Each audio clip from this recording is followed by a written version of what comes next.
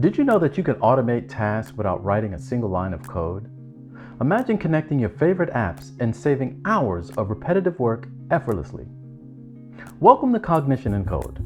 I'm Castro, and today we're diving into n8n, a powerful no-code workflow automation tool that empowers you to connect your apps, automate tasks, boost productivity without any programming knowledge. Many of us face the same challenge: repetitive tasks that eat up our time and often lead to mistakes. Whether it's copying data between apps, sending emails, updating spreadsheets, these tasks can become tiresome and error-prone. The good news: automation with n8n can save you time, reduce errors, and streamline your workflow. Now, let's explore n8n and see how it can transform the way you handle repetitive tasks. What we'll go over today would be setting up an account, navigating the n8n interface, understanding workflows and nodes, installing templates, and organizing workflows using tags.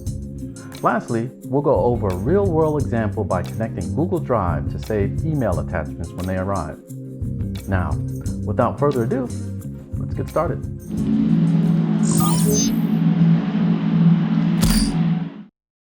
The first thing we're going to do is we're going to need an n8n account. Now, I've set up one already. However, I'd like to walk you through it. Again, you're a beginner. So you'll sign up. Here, the pricing is $20 a month. However, you do get a free trial. So if you're just getting into this automation, feel free to just try it. And you can run a local install of n8n. However, we're not going to go through that right now.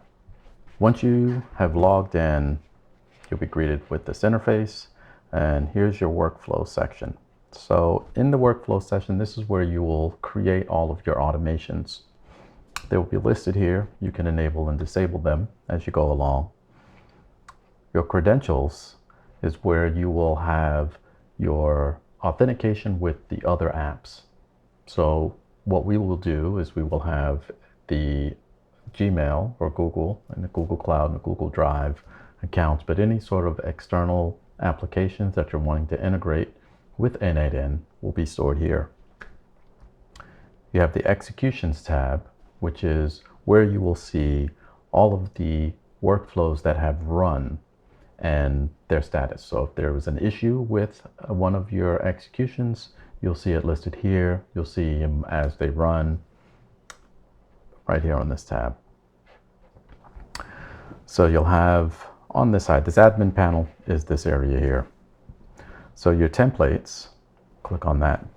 This is where you'll find some already made n8n workflows that you may find useful. And it definitely is a good starting point if you're not really sure what you want to do quite yet.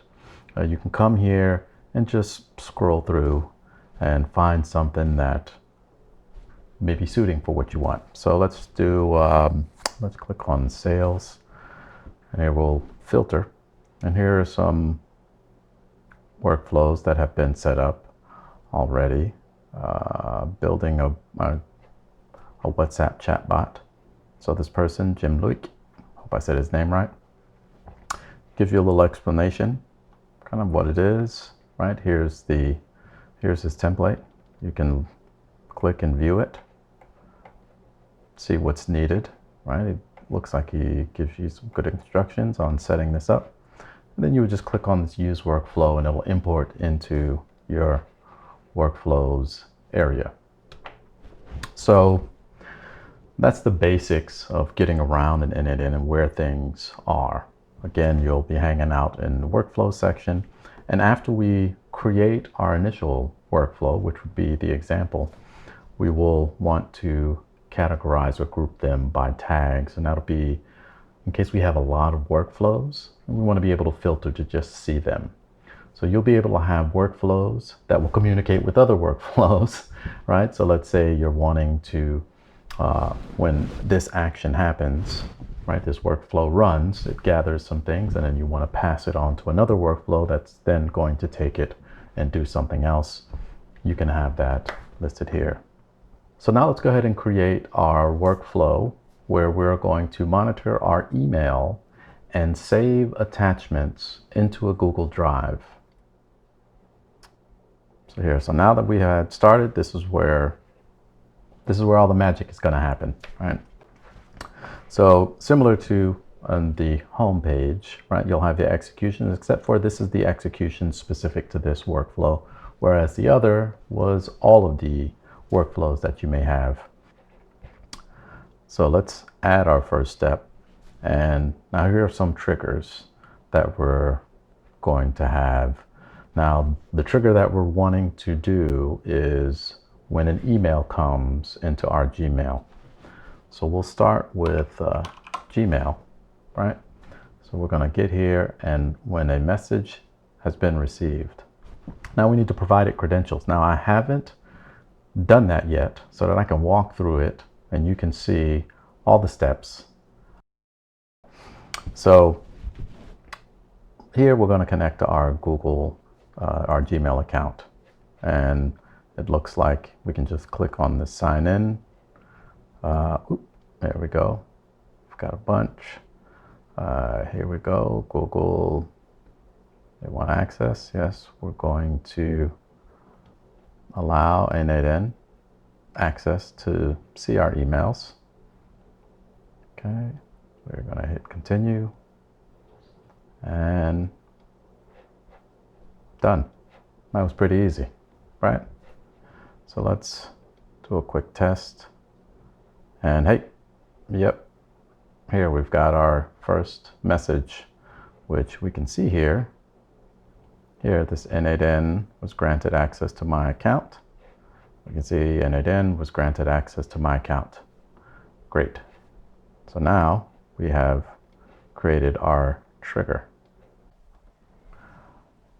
Since we've created this Gmail trigger and we've provided some credentials, let's save this and then we'll go look at the credentials area. So this is, we'll say Gmail saver, right? That's fine. So we're going to save it and we're going to go back. If we go to credentials, you'll see that we now have our Gmail account set up with the credentials here. So the next thing we're going to do is, now that we're monitoring our mail, let us save it. So now we want to save it and to Google Drive. Now you notice as I was typing, there was a ton of things that we can do, right? This is just a Google related, but if we were to look at actions, you can see all of these external integrations that we can utilize. So crazy if I'm going to go through all of them. You can scroll through that.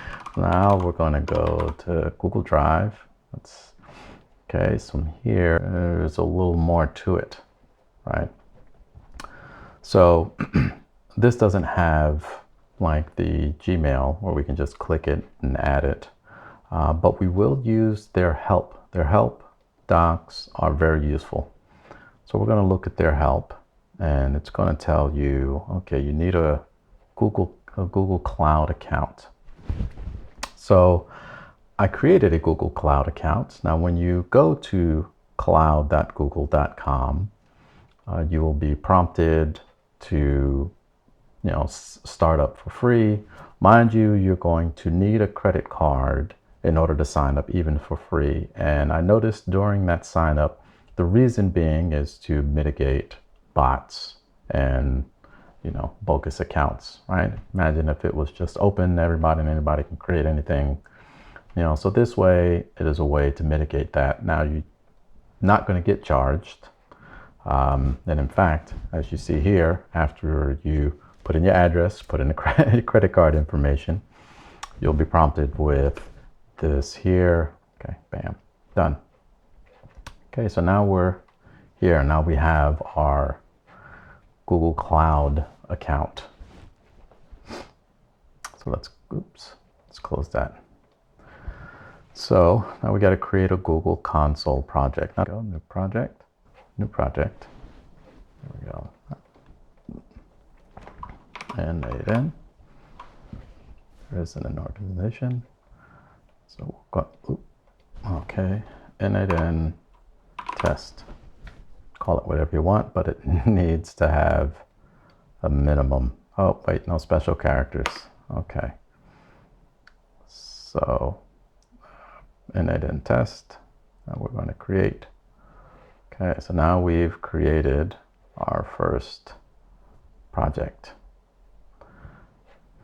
So we're going to go to API services, credentials. You see that we don't have anything. We're going to need this information in order to put it into n8n so that it has access to our Google Drive. Okay.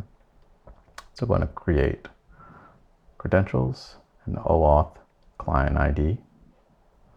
So as you see here, it's OAuth, right? Looking for a client ID and a client secret. So let's configure our consent screen. It needs to be external. So that's how it is. Okay, so our app name will be n8n file. Oh well, it's n8n. User support will be our, we don't need this.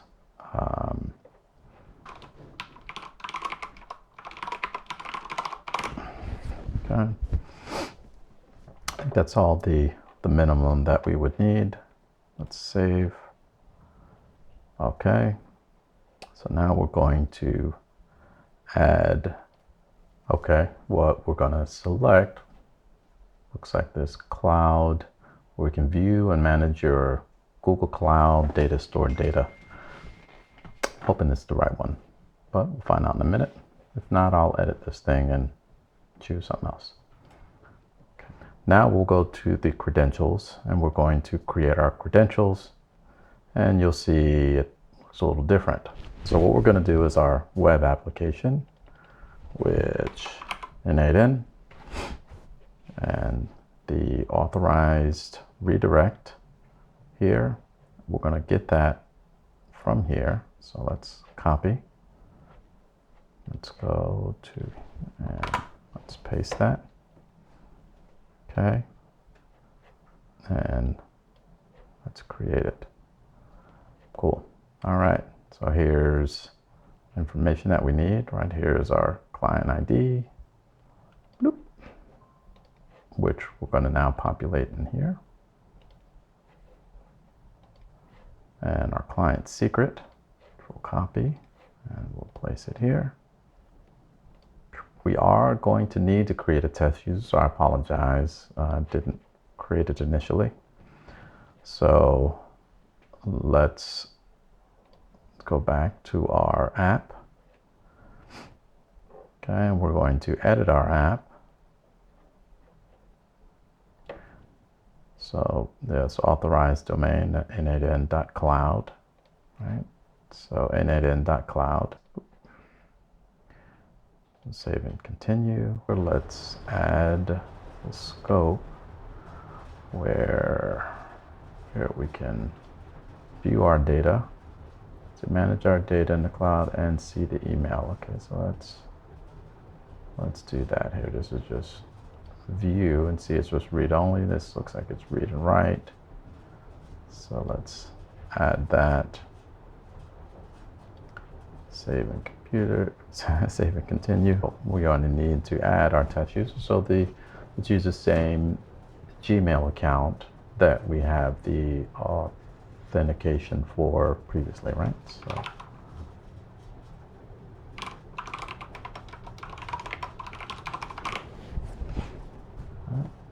add that, add. Okay, so now we've added our user. Okay, let's go back to our dashboard. Now that we've added our client ID, our client secret, we're going to sign in with Google. Choose our, let's see, you've been given access to it. It's currently being tested. You only continue if you know the developer has invited you. So we are the developer, so we know that everything is fine. So we're going to hit continue, and we want to have access, right, to see our Google Drive files They can view, and edit, delete, and that is what we want, because we want to be able to extract the files from the email and save them to our Google Drive. Let's continue. Say OK. Bam. Now it shows that we are connected. Great. All right, you see here, retrieved the email, our latest email. However, we don't have the attachment. Right? I don't see the attachment anywhere. So we need to make it simple. Download attachments. Okay. Now let's test it. And see here, now we have an attachment with, this is the field that is listed. You'll notice that it's binary, right? So files are binary. All right, so now let's go to our Google Drive. Now you'll see here, this was the previous action, which was retrieving the email. So now we're going to upload. Now this input data field name would be this name here. So we're going to save it here.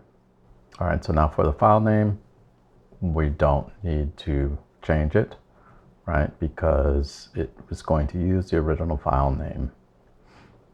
Okay, so the drive will be my drive. Oop.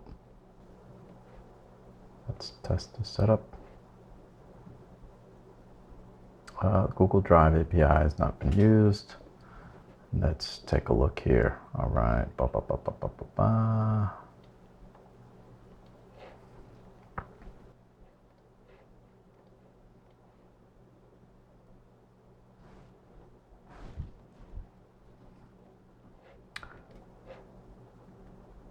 We need to enable the Google Drive API. Now, let's see here. All right, so now we have my drive, and here's our, let's put it in the root folder. Okay, so let's test. Glad you're figuring it out with me. All right, cool. So now it has been added to the drive. Let's go to our Google Drive here and let's refresh. And here we go. Here's our test text file. So now we have where it's checking our emails, and as the emails come in, it's going to save it to our Google Drive. Now that we know that it's working, let's test it by sending a file automatically and validating that it has indeed saved it to our Google Drive. So let's make it active, and it is saved. So let's go to our Gmail. We're going to compose new test. And we're going to send over this new file. We're going to hit send. Now it's been sent. We're going to go to our executions here, so we can see what has run, and we can view the details of what was retrieved. We want to see exactly what happened, so we can look in here. Yeah, and you'll see it retrieved the message. And then if we go to our Google Drive, you'll see that we have a new file that has been added here. So it's still in our email, but we also have it in our Google Drive. So now we know that it works. Now, as we are adding more workflows, they'll all be listed here. And this looks like they added a new feature for this project to allow you to group them, which, as a matter of fact, I think that may, in fact, this is new, and this would eliminate the need to tag the workflows. So it's good to create a project, and then you can add your workflows, and it looks like you can probably create, you can only create one project. So, so for now, we'll still need to use our tags in order to filter. So we can go inside our Gmail and we can add this, right, a mail tag. So this way if we're creating other workflows that aren't mail related, or however you want to create them, but you can categorize it, and then in here, you know, we can filter by the tags, and you'll see all of your tags, and you guys know what how filters work. So I think that's it. Do you have a specific task that you would like automated in n8n? Leave it in the comments below. Maybe I'll create a video doing so. Not only will that help you, it'll help me, help all of us. Do the YouTube thing. Thumbs up, subscribe, notification, the routine, and keep an eye out for other videos from Cognition and Code. Thanks again for your support.